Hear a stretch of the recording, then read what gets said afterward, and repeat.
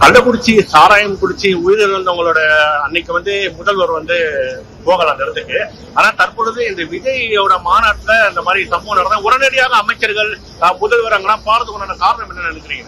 காரணம் என்னன்னு நீங்க யாரு காரணமோ அவங்களதான் நீங்க அண்ணன் கேட்டு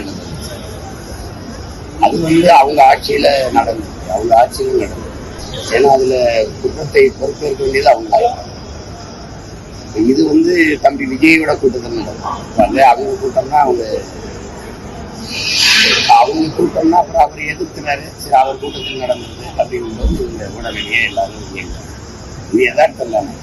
அதே போல விஜய் அவர்கள் அந்த சம்பவம் நடந்துட்ட பிறகு சென்னை திரும்பினார். சென்னை தற்போது மக்களை போய் சந்திக்கணும்னு சொல்லிட்டு ஒரு குற்றச்சாட்டு அவர் மேல தொடர்ந்து காலம் வச்சுன்னு எதிர்கட்சின்னு வச்சுக்கிட்டே இருக்காங்க. இதை நீங்க எப்படி பாக்குறீங்கன்னா, ஒரு அந்த இடத்துல போய் சந்திச்சிருக்கணுமா, என்ன நினைக்கிறீங்க?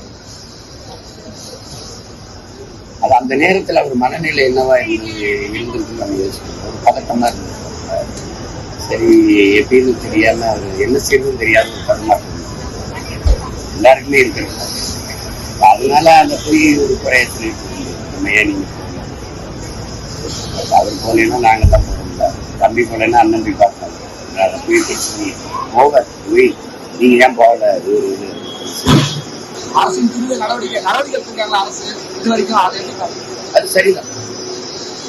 சரிதான். அப்படி இருந்து கூட அம்மா தமிழ் சேர்ந்து சந்தோஷப்பட்டாங்க. முதல்ல வரும்போது ஒரு 30 உடலை உடனடியாக கூட செஞ்சு அனுப்பிட்டாங்க.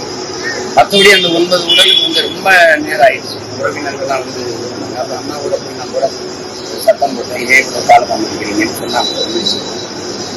ஆனா நான் போகும்போது அதை செஞ்சு 3 உடலை கொடுத்துட்டாங்க. முன்னாடி எடுத்துட்டாங்க.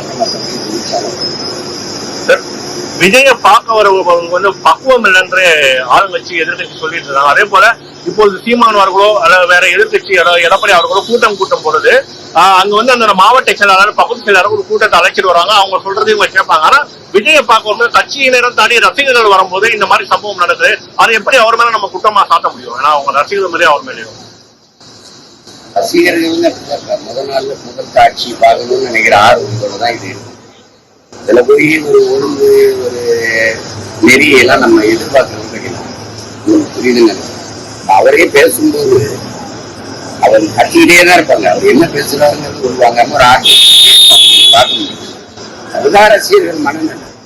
அது கொஞ்ச நாளைக்கு அப்படி இருக்கும். திரும்ப அதே நடிகரை ஒரு 2 தடவை 3 தடவை பார்த்துட்டோம்னா பயன்பாடுதான். இட்லிக்குன்னு எனக்கு ஒரு பாடல் பாட்டுல இந்த பயன்பாடு. முதல் மாம்பழம் சாப்பிடும் போது அதனுடைய சுவையின் அளவு என்ன, அதே மாம்பழத்தை 5வது மாம்பழம் 2வது 3வது 4வது 5வது மாம்பழம் சாப்பிடும் போது முதல் மாம்பழத்துல இருந்த சுவை 5வது மாம்பழம் சாப்பிடும் போது இருக்காது. அதே மாம்பழம் தான்.